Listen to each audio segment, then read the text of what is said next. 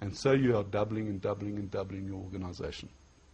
So, encourage coming to meetings, encourage the training meetings. That's why we host training meetings, to train you as the dealer, to understand the product, understand what's available, and also to train your business, to train your dealers. And that really comes into repeating the process. Remember, you want to fine-tune this business, get it into a modem of which you don't have to get involved with anymore.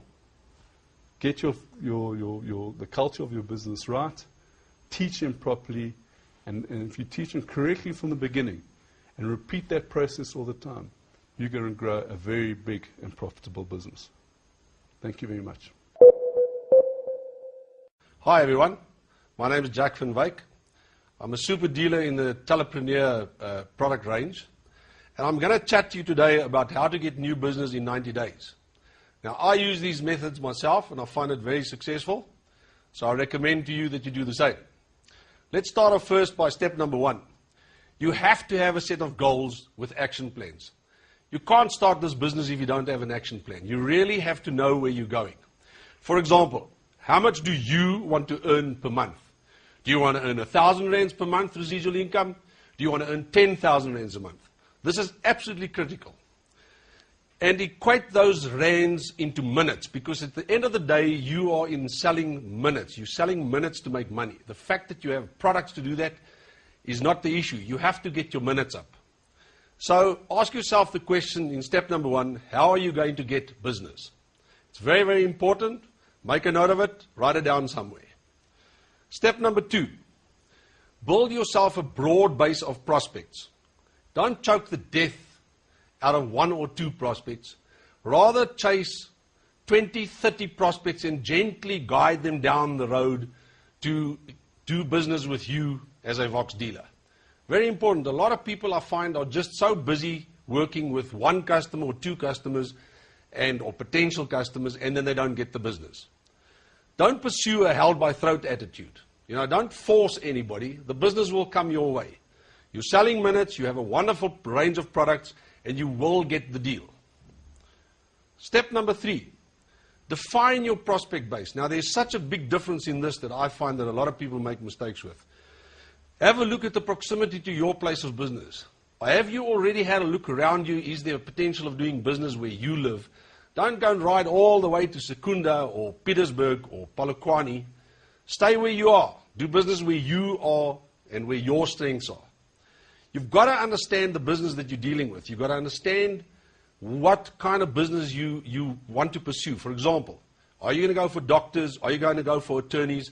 Very important. Those prospect base is critical to your future business. The 4th step, and this is to me so important, 3 is the proven number. Don't you say 3rd time lucky, try again. Don't seasons have 3 months? So you must make contact with your prospects within 3 months, and you must pursue them within those 3 months, because I promise you, this has been proven in the methods that I use. Often it comes across that if I make the phone call after 6 weeks, I've made contact with someone and I'll do a follow-up call, then that business does eventually land into my prospect base and my minutes goes up.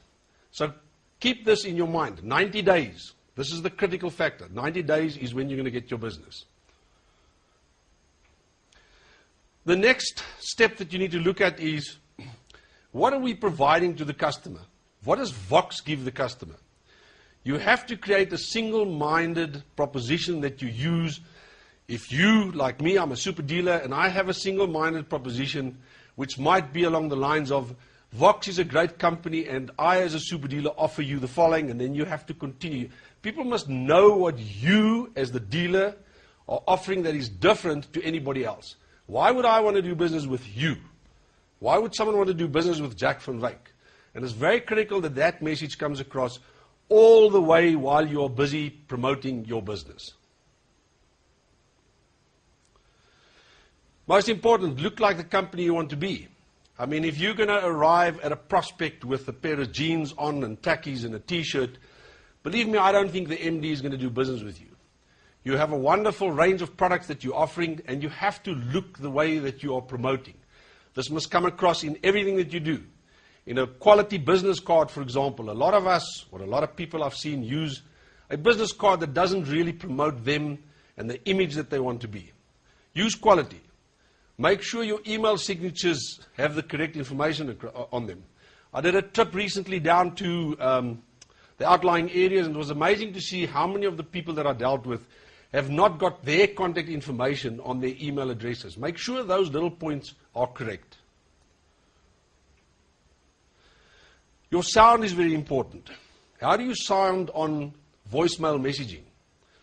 Have you phoned yourself and left a message and then listened to yourself? How do you sound? Are you sounding dreary? Do you sound excited? To me, it's very important that if you're in this business, you really have to be excited about it. To get to super dealer status is not only just spending the money, it's a case of being involved and growing your business. Can customers hear you when you read them your cell phone number? Just test that one day. Just try and phone yourself and listen. Are you saying the words slowly? I so often hear this message, and the phone number, you can never get it because people are too fast. Take it slowly, step by step. Yeah, very important point. Point number 8. Defend your right to be absolutely consistent in your messages, even to the stage of being boring. I mean, if you take Coca-Cola, for example, they never change that much. They always stick to the same points. McDonald's, Kentucky Fried Chicken. Put your message across and be absolutely consistent with what you're doing. Don't change your messages. If you've made a decision, that's the route you're going to go in your business, then stick to that way. Maintain a competitive edge. People, Vox offers us such a lot on the website. And you, as a dealer or a super dealer, can go out there and you can give away without even Vox offering anything more that's on the website. You can give away Vox Via, which is a wonderful product. You can give away the free faxing. And just make sure that you know how these products work, because customers are going to ask you the question. But it's a special offer, and it's always there for you to give out. So do it. Give away products that are there for free. Step number 10, be organized. Now, I don't necessarily say that I'm an expert at this, but manage your time. If you don't, all the 9 points that I've mentioned before are meaningless. Divide the number of projects for the day by working minutes in your day. Have you got 50 projects? Then allocate 8 minutes to each one of them.